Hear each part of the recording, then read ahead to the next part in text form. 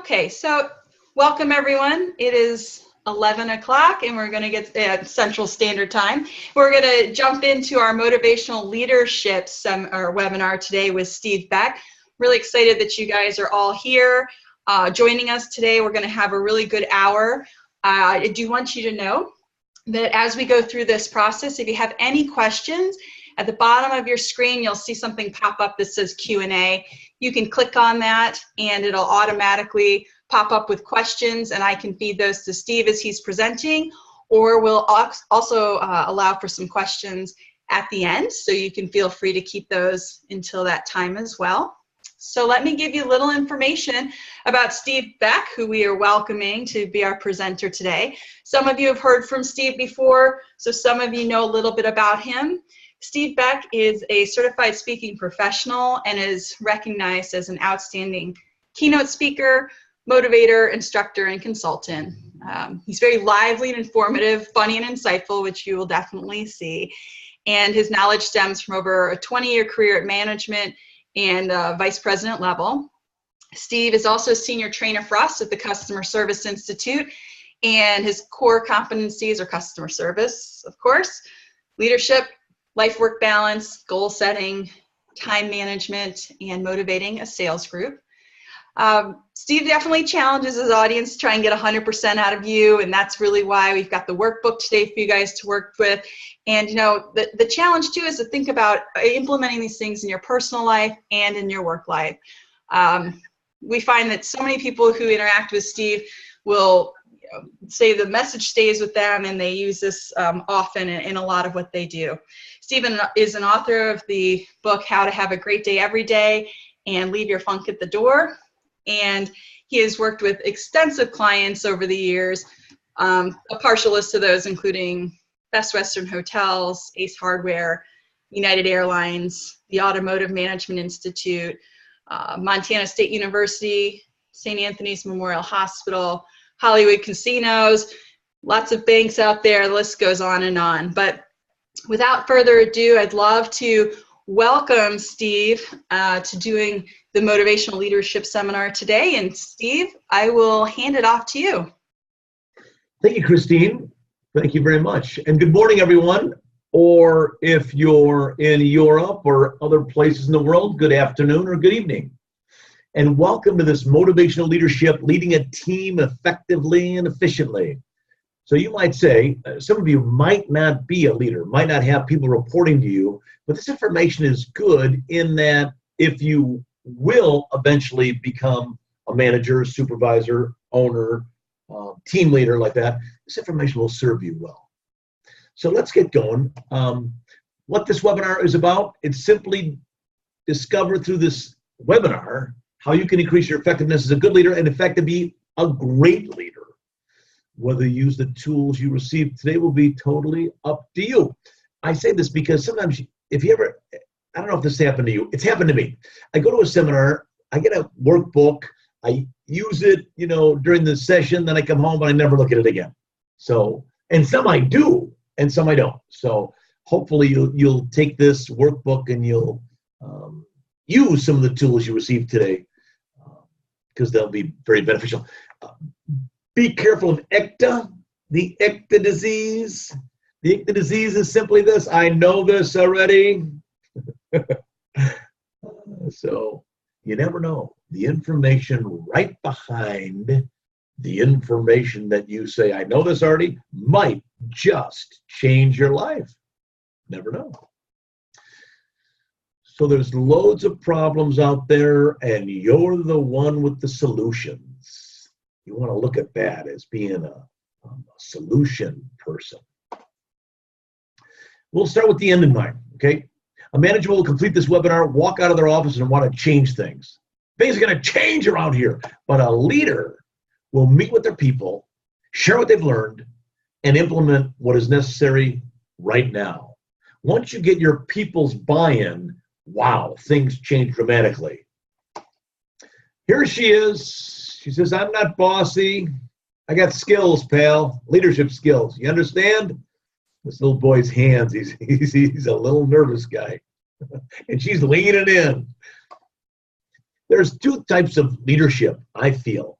And I just talked about this last week in Montana. I was talking to some managers and supervisors and a general manager of this resort. And I talked about ego leadership and servant leadership. And ego leadership is not teaching anyone so that you have all of the, you know everything. And if anybody needs something, you'll have to show them. Servant leadership is you teach people. So when you're gone, it's okay. Ego leadership, when you're gone, they need you, they call you, and you have, okay, what do you need now? So ego leadership, not teaching, not supporting, not being with your people. Servant leadership, you get to know them, develop relationships, they trust you. Do you know that if you have people that trust you and like you and respect you as a manager, as a supervisor, as a superintendent, as a team leader, as an owner, they will run through a wall for you. They will do anything for you. Because I'll just ask you right now, haven't you had good bosses in your life? Haven't you had bad bosses in your life? And the bad bosses, here's what you do. To their face, you say, oh yeah, you can count on me. You can count on me. And then behind their back, you're like, forget you. You're nuts. I'm going to do it my way. And then you got good bosses that I have had a couple good bosses in my life. I would have done anything for them because I know they liked me, they respected me, and it was like an honor thing. It was like they respected me, and I respected them. So you got to look at, when you look at your leadership style, is it ego leadership or is it servant leadership? One of the people I talked to last week, she was in charge of the front desk, and a person said she had an ego leadership. It was ego leadership. I'm like, what? Because she doesn't really teach or train her staff to be good at what they do. So you want to do servant leadership. That's what you want to do. Leadership is simply motivating your team for success. They win, you win. Just that simple. I got a dog. I got to tell you, my dog's name's Charlie. And when my feet hit the floor, first thing in the morning, my dog is right there. And what I do is scratch him behind the ears and pet him a little bit, and then he's gone. And I have to, there's a little picture. Oh, I thought I'd show a little picture of him. He, all he wants me to do is, acknowledge him. And I think the same thing is true with your people. They want you to acknowledge them first thing in the morning.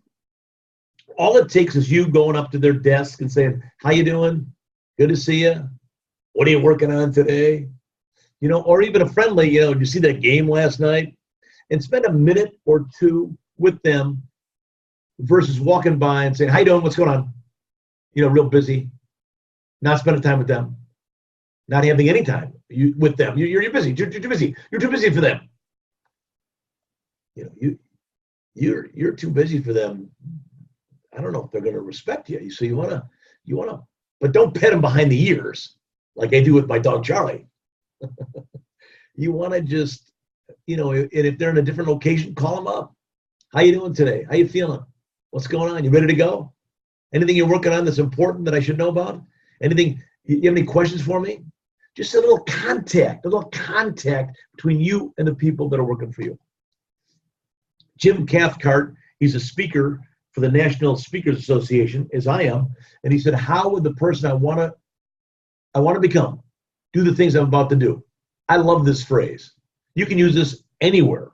If you're a father, a mother, a brother, a sister, a son, a daughter, uncle, aunt, friend, coworker, if you're about to do a presentation, if you're a manager, supervisor, whoever you are, how would the person I want to become do the things I'm about to do? And then do them that way. And it elevates your level. It elevates your level of leadership. There's Charles right there. I will smile at friend and foe alike and make every effort to find in him or her a quality to praise, now that I realize the deepest yearning of human nature is the craving to be appreciated. Og Mandino said this in his book, the greatest salesman in the world. And I want to just point out that the deepest yearning of human nature is the craving to be appreciated. And I say this because maybe, just maybe, your people want you to acknowledge them first thing in the morning, just like I acknowledge Charles. Pet him behind the ear. How you doing, man? Good to see you. So then he's gone. He's gone. He doesn't want anything else. He doesn't need anything else. He's gone. But he wants to make sure I acknowledge him. And I think your people want you to acknowledge them as well.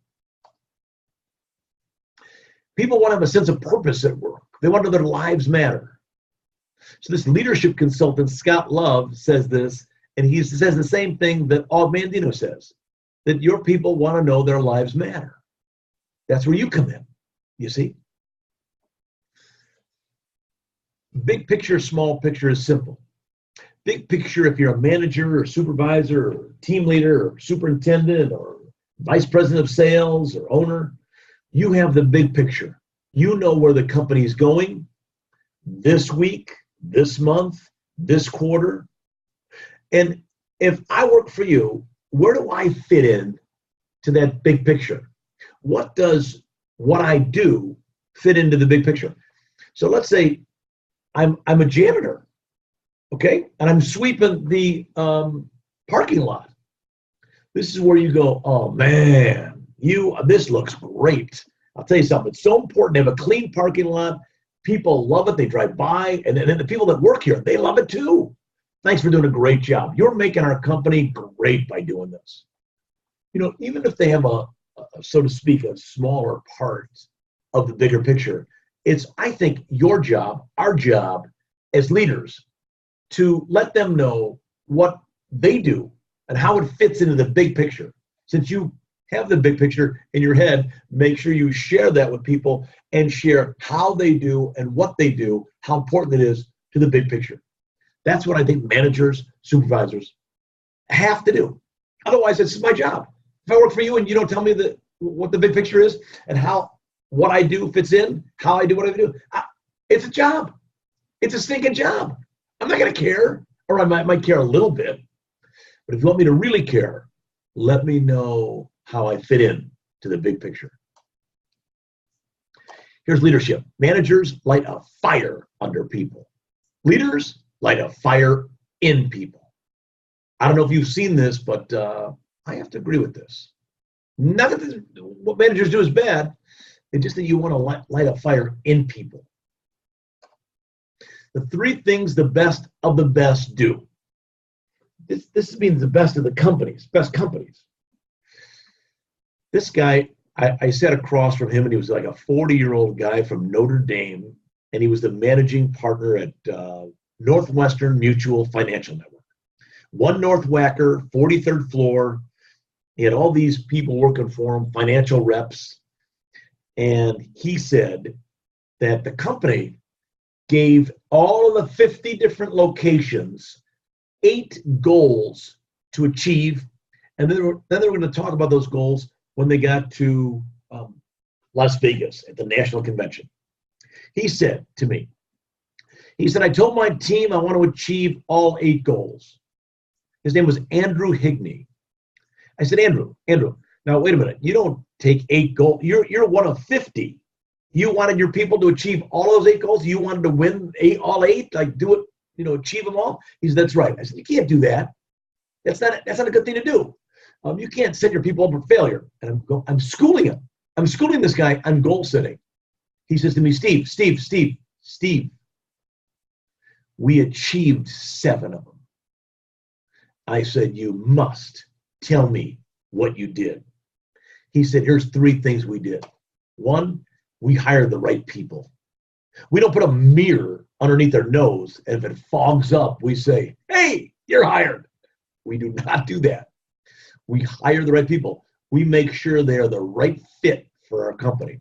2, we have really efficient systems. We make phone calls between 9 and 10:30 every day, and we make so many phone calls, and we set up appointments with people, and we sit down with people, and we know how many people we have to call, and how many people we have to sit down with, and how many people we can close the deal on. We got that figured out, and we teach it to new people. The next one, we have training. we have lots of training for our people. I just talked to them in Lake Geneva, Wisconsin. I did a seminar for 100 of their seasoned and new financial reps up at Lake Geneva in Lake Geneva, Wisconsin.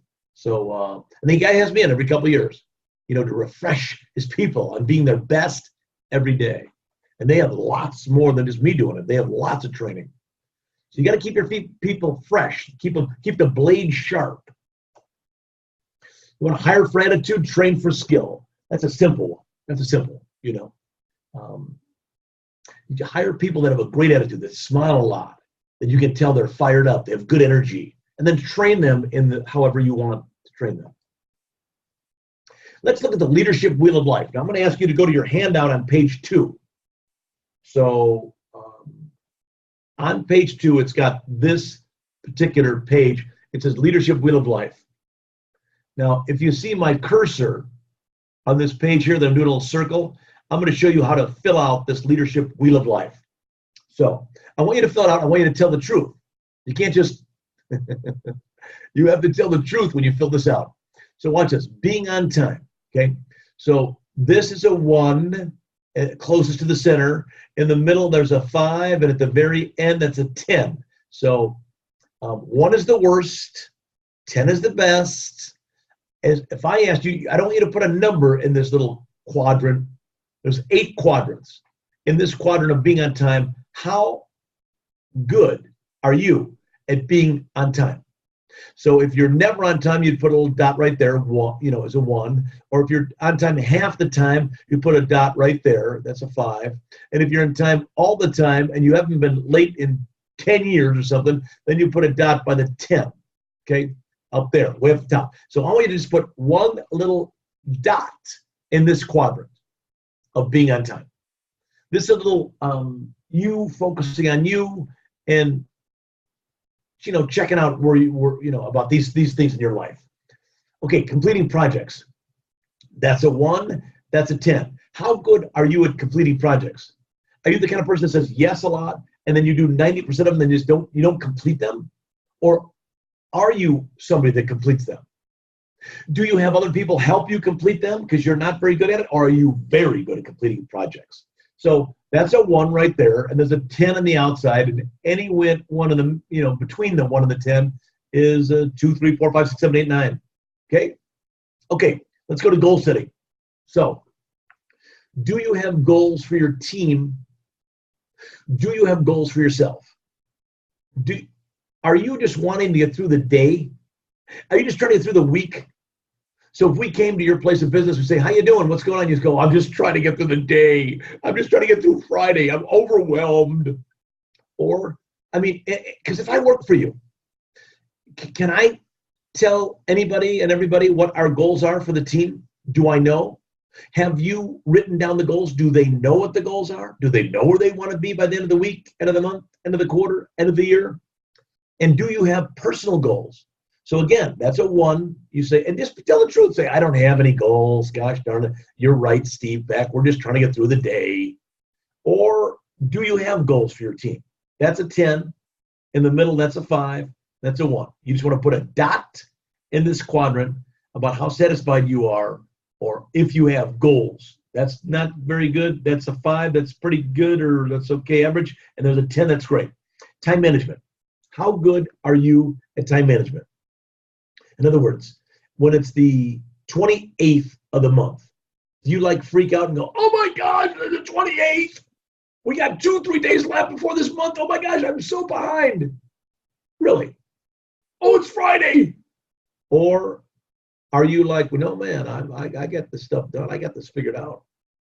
I'm not going to freak out. I used to freak out and not be good with my time. Now I'm really good with my time. So again, this is a 1 close to the center. This is a 10 on the outside. How are you as far as time management goes? Are you a 10? Are you a 7? Are you a 5? Are you a 3?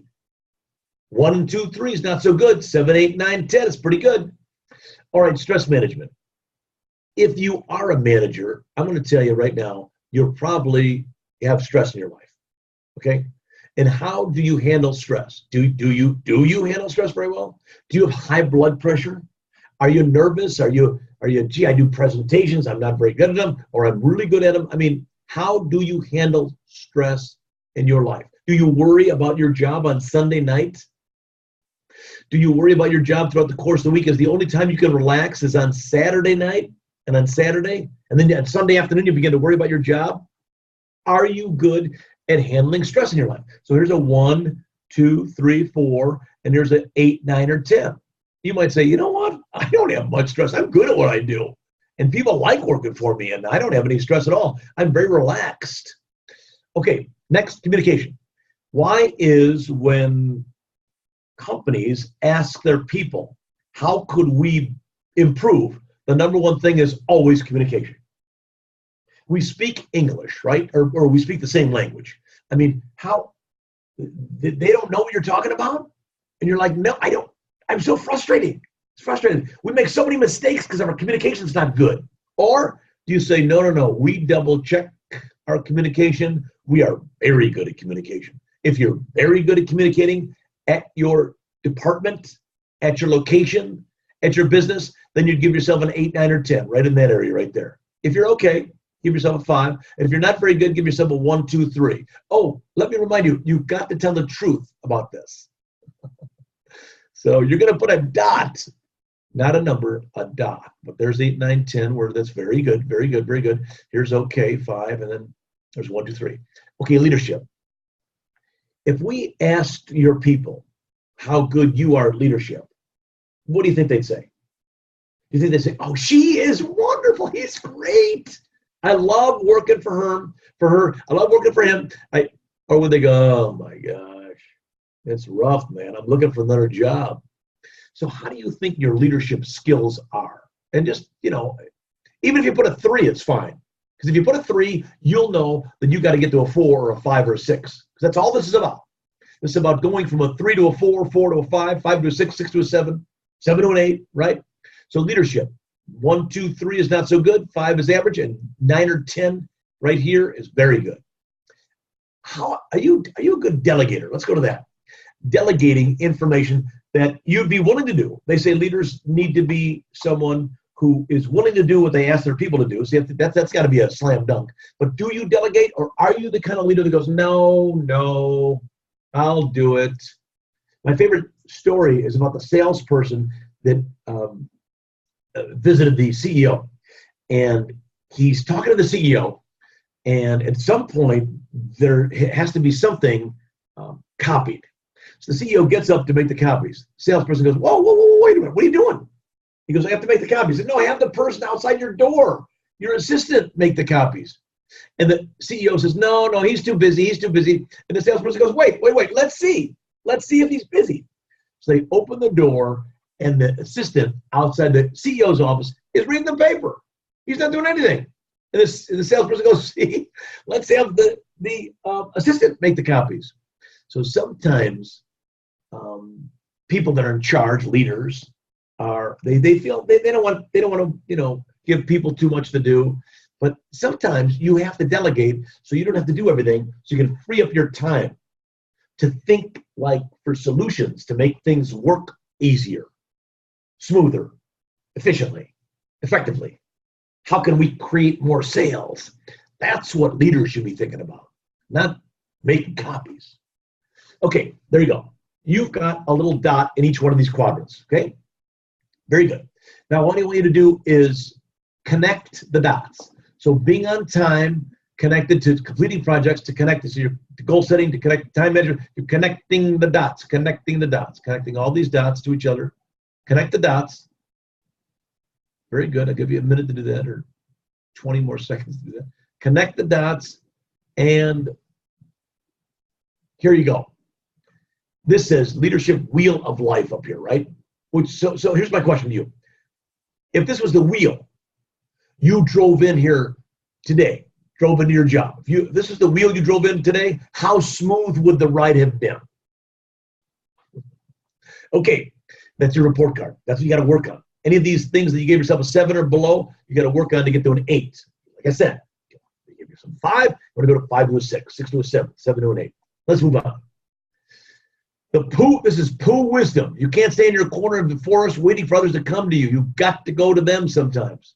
Sometimes you have to get out from behind your desk and find out what people are doing. Ask them questions. A good leader says their integrity, clear goals, good example. They said good example. They said great examples. They're visionaries. We know where they're going to be at the end of the week, end of the month, end of the quarter. They have clear communication. So when they walk away, when you walk away from one of your people, they go, gotcha. They know exactly what you're talking about. You recognize people and thank them for what they do. Give them stimulating work. You focus on the team interest and needs. You're inspiring like that. That's a good leader. That's a good leader. I took a picture. This is downtown Chicago. I was down there and it says, character is how you treat those who can do nothing for you. And recently, I've been thinking about that what makes a good person? And I thought, what makes a good person is how they treat people. That's what makes a good person. And sometimes how you treat those who can do nothing for you. Okay, your favorite leader. On the next page. Write about your favorite leader, and we'll do this kind of quickly. I just want to know who this person was and what inspired you about this person and how has it affected your life. We'll spend 2 minutes, but let me just explain how this works. This is a coach that you had in middle school soccer. This is a teacher you had in 8th grade or high school. This could be one of your parents. This could be somebody that you met along the way that just gave you some great wisdom that inspired you to be better at what you already did at that time. And how has it affected your life? So think about that person's name. Write down their name right now. And then what inspired you about this person, and then write that down. Give you 30 seconds.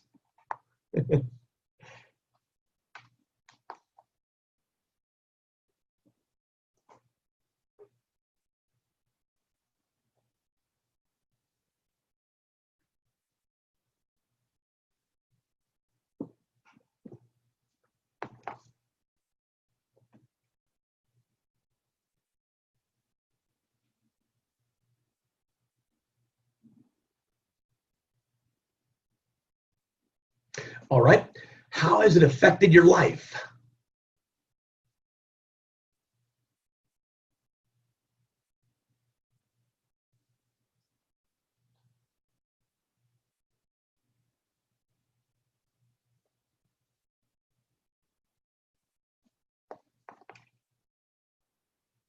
Give you 20 more seconds for that one.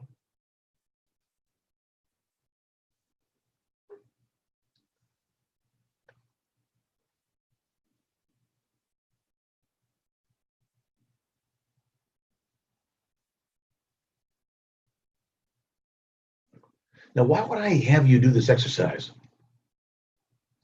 One is that I want you to look at the difference between you and your favorite leader, someone who's inspired you in life, is nothing.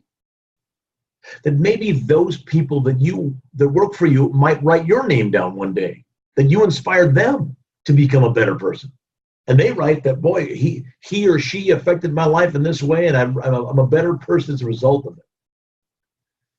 When I did this one time, I wrote down Mother Teresa.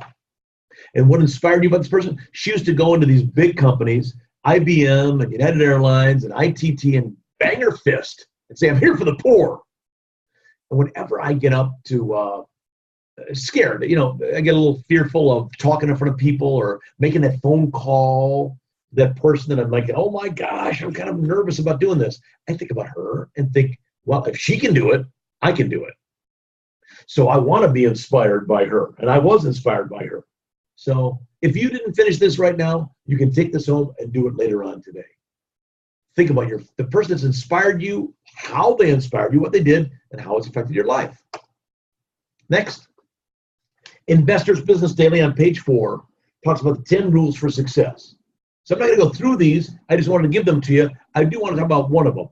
But think about this. Investors Business Daily, 10 Rules for Success. It's on the Investors Business Daily, by the way, is a newspaper that's the Wall Street Journal's competition. And on page 3 of their newspaper, it says the 10 secrets for all leaders out in the world are, and here they are. I want to talk about number 9. Number 9 says deal and communicate with people effectively. Well, people are different. And it says no two people are the same, different people in different roles. So let's talk about this real quick, which is page 5 in your book. This is the DISC method. I mean, it's not really the DISC method, but it's comparable to the DISC method. So some people are analyticals, some people are drivers, some people are amiables, and some people are expressives. And I describe what each one of them are. Okay, the drivers are get it done people, get to the point. They want the facts right now. They bang their fist. They're intense when they shake your hand. They're intense eye contact, and if they're a sales manager, they want things done. Okay, they point their finger. All right, let me tell you something, folks. I'm in charge here. Analyticals. They're usually CFOs and engineers and chemists and mechanics and technicians and like that. They're quality control people. They like details and figures and like that. They're slow to decide. They like charts and graphs. They're not big on hugging people. Amiables, they're usually HR people or nurses or home health care people. They're calm, they're pleasant, they're sincere. There's pictures of their kids in their cubicles in their office. They really care about how other people feel, and their decisions are based upon how other people feel. It's all about you. You're number 1, they're number 2. They'll do anything for you. They're great team players. And expressives are outgoing people. They're the extroverts. They're the salespeople. They're not big on reading. They do like the hug and how you doing, what's going on. So if we look at those 4 charts, okay, those 4 quadrants, you want to make sure that if you put somebody on the phone, they're probably expressive or amiable, okay? You don't want to put an analytical on the phone. The analytical should be doing books, should be doing accounting, So it's so important. This says the 10 rules for success: deal and communicate with people effectively, know your people, know their strengths, know their weaknesses, and develop their strengths. That's Marcus Buckingham, who wrote The Only Thing You Need to Know, the One Thing You Need to Know about Leading, Managing, and Sustained Individual Success. Marcus Buckingham, great book. The One Thing You Need to Know about great leading, managing, and sustained individual success. The next page in your booklets, page 6, is the effective strategies for these different types of people. Okay, so if you can't manage a driver like you manage an amiable. You can't manage or supervise an analytical like you supervise an expressive. Expressives are outgoing. Analyticals are not outgoing. They're introverts, and expressives are extroverts. And so you got to know your people to know what works best for them. And if you get the right people and the right job, oh my gosh, you will have a great team. It's like playing chess.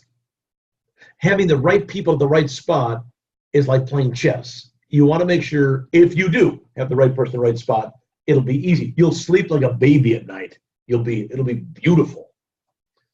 So, see, Albert Einstein says this, everyone's a genius, but if you judge a fish by its ability to climb a tree, it will live its whole life believing that it's stupid. You see, get the right people in the right jobs. Here's where I just put this in here. An employee, you might want to know by asking questions, their astrological sign, or their sleeping habits, or their upbringing, or their hobbies, their relationship, their health, whether they're a smoker or not, whether they're analytical, driver, amiable, expressive, their social habits, TV watching, their birth order, their emotions, their education, their culture.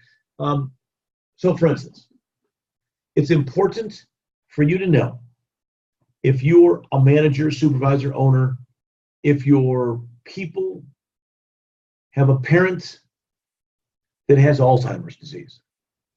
I mean, that would be something you could ask them about. Say, hey, how's your mom? And the person goes, oh my gosh, she's getting a little worse each week, or whatever it might be. And then that person knows you care about them. right? Or they're getting a degree at the local community college for accounting. You say, hey, I heard you had a test last night. And the person that works for you says, what? Yeah, I did. How'd you do? I got a B. Oh, good for you, man. Or you have to know, let's say they're a Tom Brady fan and they're big on football. They love the New England Patriots, and you know they won yesterday, so you go by their desk or whatever. You say, hey, what about Brady and those Patriots? They go, oh, yeah. They love it. They love it. Maybe you share a TV show that they like. Did you see, I don't know if I can think of one right now, but, Designated Survivor? The person goes, yeah, do you watch that too? So all of a sudden, there's some commonality between you, the boss, and the person that works for you, okay? And it might be that their astrological sign is the same as yours. Or they might have the same social habits. They might love football or baseball or whatever it might be, sports. They might love to go bowling on Thursday nights. And you ask them on Friday, how did bowling go last night? They love it. Birth order. Are they the youngest? Are they the oldest? How is their health? How is their diet? Do they are they a vegan? Or are they So no. What are their hobbies?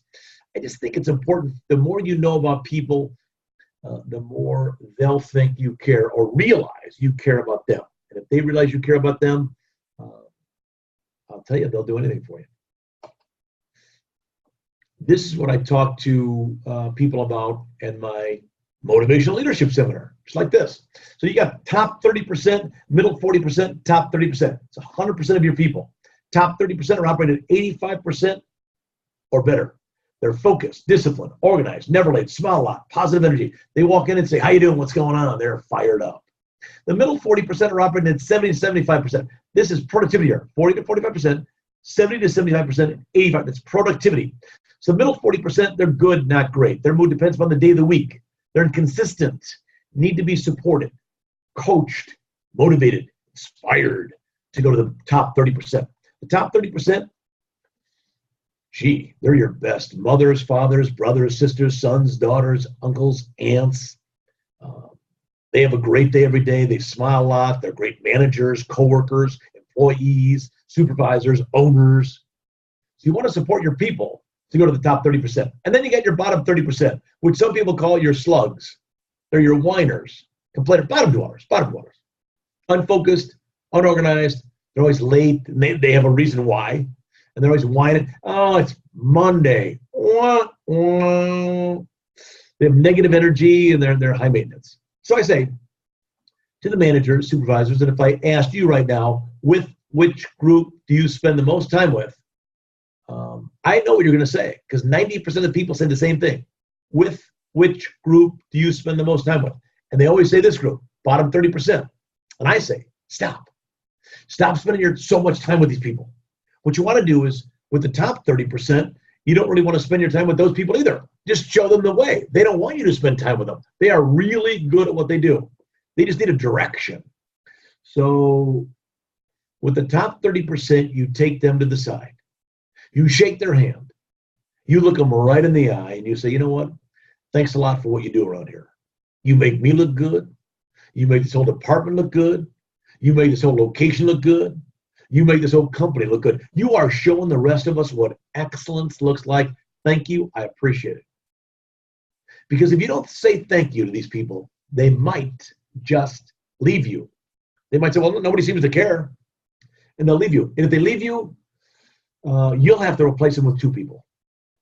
It is a problem. You want to make sure you thank the top 30%. The middle 40%, you want to coach them, support them, motivate them, inspire them to go to the top 30%. And the bottom 30%, don't spend so much time with them. I was, recently, I was at the U.S. District Court downtown Chicago. I've been going there for 15 years. This woman said, Steve, I'm retiring. I said, I know, you're retiring. Good for you. She said, you know what? How long have you been coming here? I said, 15 years. She said, you saved my life. You saved my career. I said, what? What are you talking about? She goes, come over here. She comes over, and this chart that you're looking at right here is on the wall. She said to me, you said to me 15 years ago, don't spend so much time with the bottom 30%. because they'll suck the life out of a manager. I go, I did. I said that. She said, I didn't do it. I didn't spend time with them. I worked in the middle 40%, developing them into the top 30%. She said, you saved my life. You saved my career. So I say that every time I have a motivational leadership seminar to let people know that. Now look at this. Watch the top figures here. If you thank the top 30% and you support the middle 40% and don't spend so much time with the bottom 30%, the deadly cost of a B player. This was a woman who was a faculty member at a college sent me this article, the deadly cost of a B player. Well, if you don't spend so much time with them, look at this. Your chart will go 40, 40, 20. And if you have 40, 40, 20, and you keep on thanking them, and you keep on supporting them, and you don't spend so much time with them, your chart will look like this. And if you have 55% of people firing on all cylinders, and 35% that need to be coached, because they're in a different position, or they just started, whatever it might be, and 10%, you can't really get rid of the slugs, all of them, you know what I mean? There's going to be some people there. But if you have this company, 55% of people that are firing on all cylinders, 35% of people that need to be coached, you will have a fabulous company. That's a company you want to have. And I think it's your job to move people to the right, get more people in that right-hand box. And how you do that? Number one, you set the example. You have to be focused. You have to be organized. You can never be late. You can't be late. You can't. And then you have to smile a lot, have positive energy. Say, make it fun at work. So moving right along. If there's an elephant in the room, you got to do something about it. Because these people here, the 10%, the 35 and the 55% are wondering what you're going to do with the 10%, the bottom 10%, or the bottom 20, or the bottom 30. They're wondering what you're going to do about them. So if there's an elephant in the room, you just got to do something about it. Let me show you a really powerful exercise that I use every day. And it's, let me see if it's on the next page. It is, page 8. Whoops, it says 7 on this. My commitment to myself starting tomorrow morning and going for the next 28 days is page 8 in your workbooks. If you take that and look at it, it says my commitment to myself and my team starting tomorrow morning and going through October 16th, 2017, or for the rest of my life is, and it says affirm my day every day, saying with passion and excitement the following out loud. Number 1, or A, today is a great day. I'll be my very best all day today. You know why I want you to say that every day? Because if I work for you, I want you to be having a great day that day. I am a great, and then I left that blank because you might be a manager, you might be a supervisor, you might be a team leader, you might be an owner, you might be a vice president. So you fill it in. What is your title? You put your title there. I am a great, and then put in your title. I handle problems with ease. And then C, I demonstrate professionalism with everyone I encounter today. You're a professional. You have a level of working that is a professional. You are a real professional. You're a leader. D, I recognize employees who demonstrate exceptional customer service. Very important to do. Point that out. Perfection I will attempt. Excellence I will achieve. Comes from Vince Lombardi, who said, Vince Lombardi was a Hall of Fame coach for the Green Bay Packers back in the early 60s. He said, this team will work on perfection, knowing we cannot be perfect, we will achieve excellence. That's what you want your team to be. You want an excellent team. You want to lay your head down at the end of the night and go, man, the people that work for me are fabulous. You do, you know you do. So F and G is for you to put down whatever you want to put down, your own personal affirmations. Let me recommend a few. You could put down personal ones like, I am a wonderful father or brother, son or uncle or mother, or so like that. If you want to get good at remembering people's names, you put down, I am excellent at remembering people's names. So your affirmation should be, I am. And I think there's a book out that talks about the power of I am. If you want more confidence in your life, you say, I'm very confident. I'm extremely confident. I want to, if I work for you and you're my boss, I want you to be confident. So I'm an excellent manager or supervisor, whatever you want to put down. That's for F and G for you to put that down. So I'll give you 30 seconds to write a couple of those.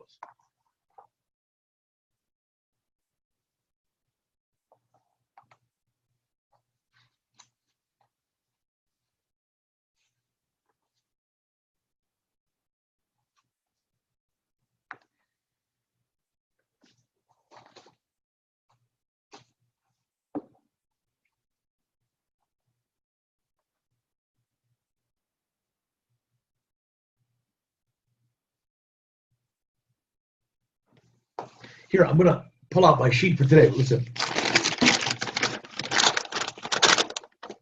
I'm rattling the paper of my sheet that I wrote today. Up in the right-hand corner of my sheet says Monday, September 18th. In the bottom right-hand corner, it says Stephen J. Beck. It is my contract I have with myself for today. This is the most important, most powerful exercise I've ever had to do in my life. My number one says, today is an excellent day. I'm at my very best all day and all night long. Now, I thought it, I wrote it down, I underlined it in red, and then I said it out loud, and so I see it, first think it, write it, see it, say it, and hear it. So I get it at many different levels. And I ask you to do this for the next 28 days, because if you do it for 28 days in a row, it becomes a habit, as you probably know. And I don't know what it is that you want, but you do. That's how come you write down your own personal affirmations under F and G.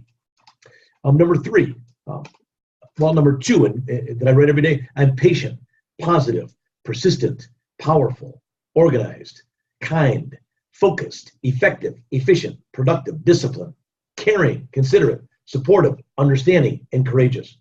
Now, would you like a boss like that? That's how come I say this. It's so important. If you're a boss, you want to be patient. You want to be persistent. You want to be positive, powerful, productive, effective, efficient, focused, considerate of people's feelings, supportive, understanding, courageous.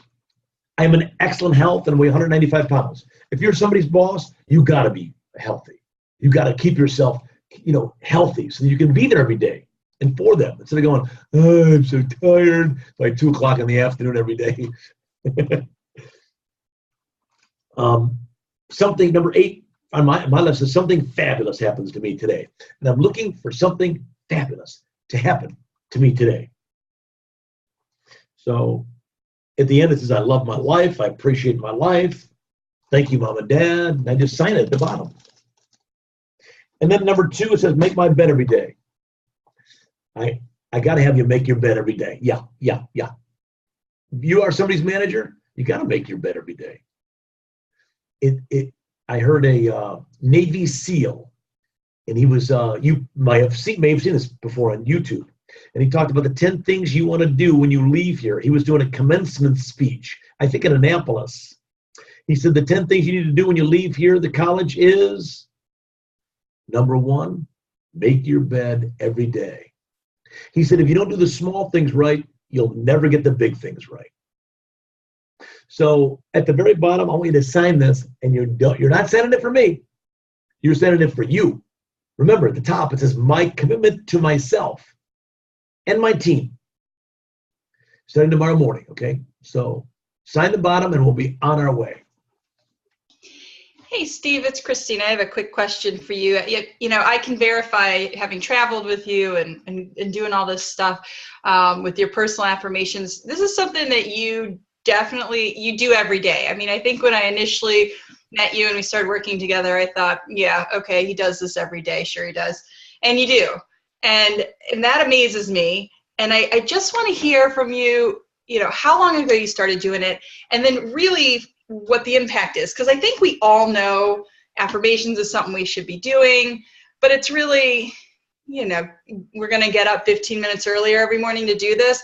Why are we going to get up 15 minutes? Like really, what has the impact been for you, so that we can understand why it's so critical?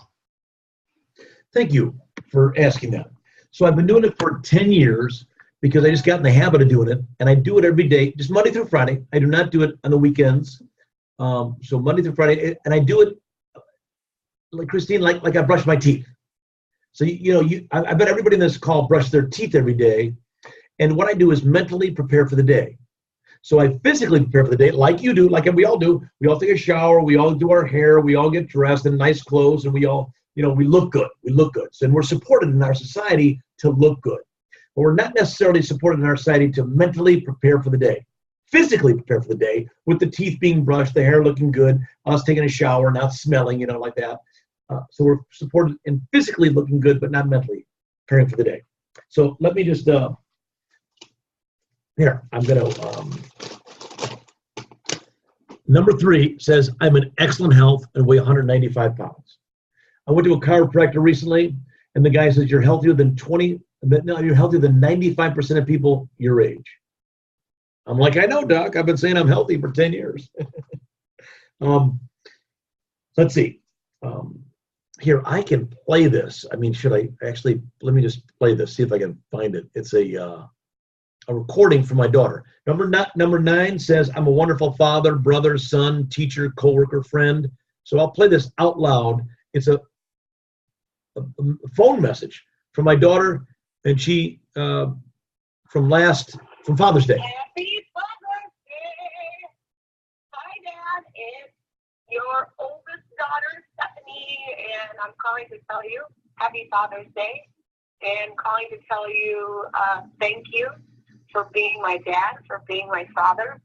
And I feel like I am quite possibly the luckiest, if not one of 3 of the luckiest kids in the entire world to have you as our dad.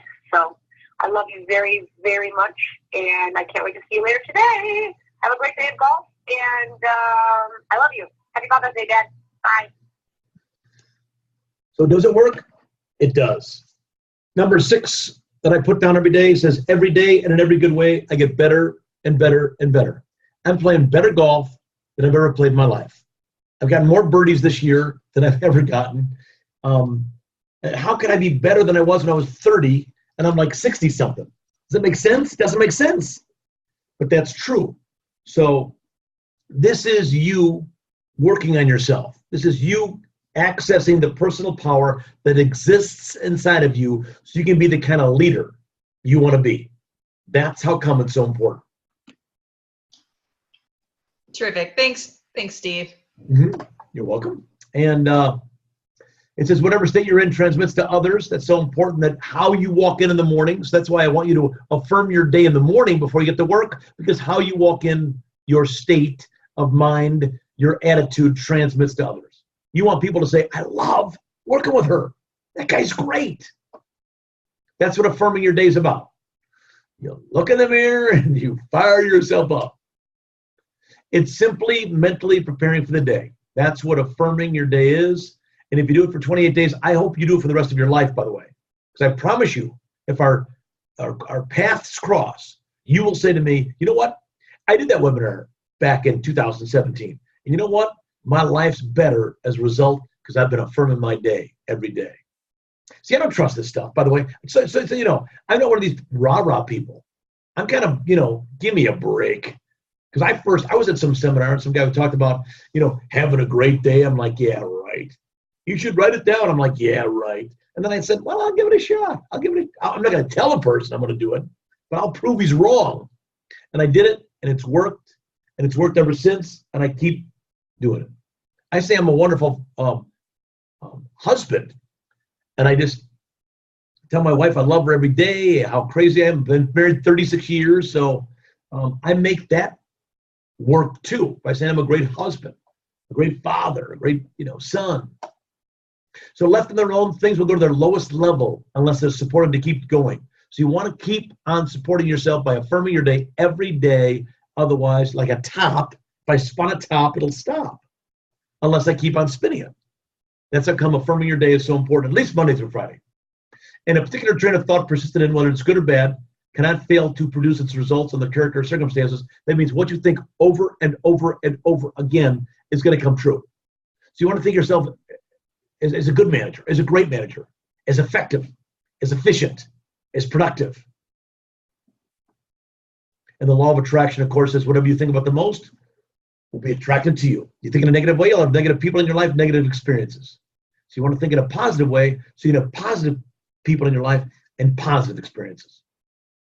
Let me finish by saying, I just want to show you these couple figures as far as customer service. If you are a great manager and your people are great with their customers, watch this. This guy from Zappos, he's the more you invest in customer service, the less you'll have to invest in marketing. Make people feel good, and they'll tell their friends. So how you treat your people, they're going to treat the customers that way. Here's a fact. Customers that focus on service outperform their largest competitors, outperforming them in a one-year period by 26% in gross margin and 85% in sales growth. And some companies don't get this. They don't get that customer service is that important. Here's another one. Organizations whose customers' engagement scores place them in the top 25% of comparable industries tend to outperform in profits, sales, and growth by 2 to 1. So take care of your people, they take care of the customers, and you're successful. That's awesome, Steve. Thank you. What I'm going to do is open it up to any questions. We've got a couple minutes left. If anyone wants to type in a question at the bottom or post anything in the chat for discussion, that would be terrific. And I appreciate all the attention that you gave to the webinar today. While we're waiting for that to come in, Steve, I was just wondering, on page 4 of the workbook, you had discussed the Investors Business Daily's 10 rules for success. We didn't really get to go through those in any detail, but I was wondering, out of that list of 10, if there's anything that you would recommend us focusing on or honing in on that you think would be beneficial for this group, whether it's for leadership in their own personal life or within their workplace? Yes, they're all important. They're all important, but I would go to number 2. Okay. Decide upon your true dreams and goals, and I would write down, it says write down your specific goals and develop a game plan. And I'll tell you right now, folks, Christine and I have not talked about this, but I'll tell you, we should do, Christine, a goal-setting webinar because it's very powerful. And I've worked with people with goals. I met a guy the other day. He said, I was in your goal-setting seminar 10 years ago, Mr. Beck. He was one of my son's friends. He said, I wrote down my 10-year goals, and they all came true. And he was all excited. And I've met many people that said that. I threw away my notebook after, and I picked it up a year later, and all my one-year goals came true.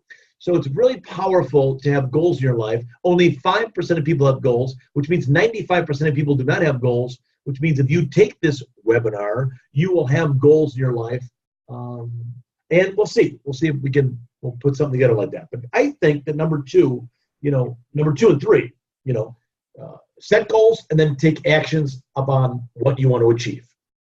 Yeah, and you're totally right, Steve. We did run that goal setting seminar back in April, and that was so well received. And we received so many emails about how incredibly successful that was, in the sense that people really, actually sitting down to take the time to think about it and write it down. Because I think sometimes we feel we have things percolating, but and that we know what it is that we want, but until you really put pen to paper, I don't know that that's true.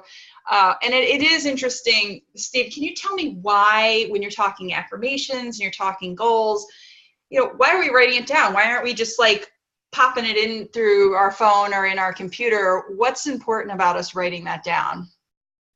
Well, studies have shown that when you write something down, you take it out of your head, out of the dream world, okay, and you put it down on paper. It comes into this reality.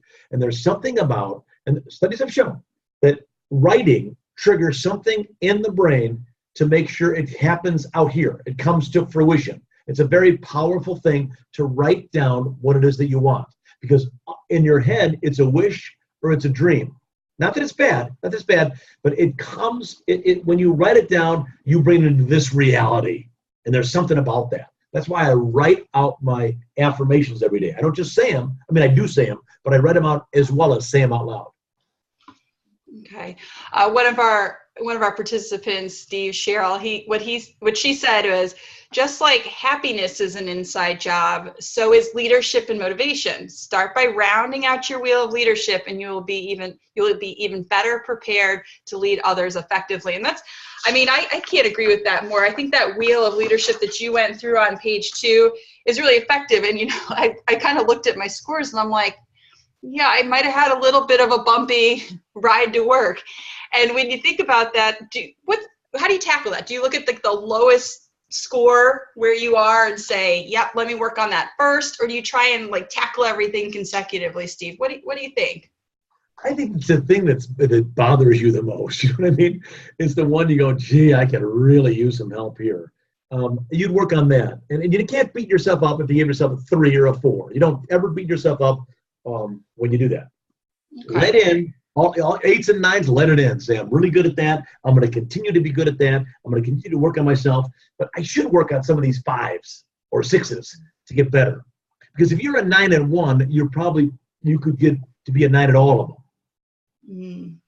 Yeah, so maybe adding some of those into our personal affirmations, when the things that we want to improve at.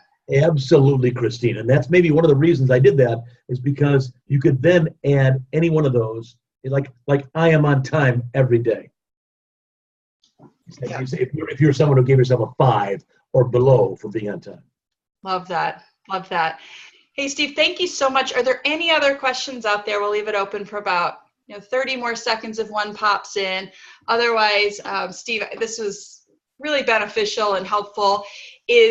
What's the best way if people want to reach out to me or to you? I know we've got our contact details on the last page of the workbook if anyone has any questions for anything, but is there anything final that you want to add for this group? Well, that if they, there's a book list, by the way. That's one thing. And there's great quotes, by the way. That would be really something they could look over and maybe put one of those in their cubicle. And if they need you or I, it's on the back, our phone and our emails on there. We are there for you to support you in being the best leader, but the best human being, the best person. So thank you for joining. Oh my gosh. I think there's a little thank you, Christine Churchill. Oh, thank you, Steve. Well, it's my pleasure. I absolutely love doing these webinars with you guys. And for all of you, I know we have some certified customer service managers on the line, just to remind you that, going through our webinars will count as one of your professional development units. We have another one coming up in October. So go to our events calendar online, check it out. It's really just understanding how to take some of the information. Maybe you went through the certified customer service manager course, or you're going through it now, or you're thinking about it, or you just want to figure out how to implement things and how to really drive things forward within your business. Please take a look at that one. That's another webinar that's on offer to you next month, and we'll be adding even more for our 2018 calendar. And Steve, I know we'll be adding you again for a few things, and definitely for another goal setting seminar. So keep on the lookout for that, and just shoot us any questions that you have. Thank you, Christine. All right. Thank you, Steve. Thank you, everyone, for joining us today. I hope we meet up again soon. Take care. Take care.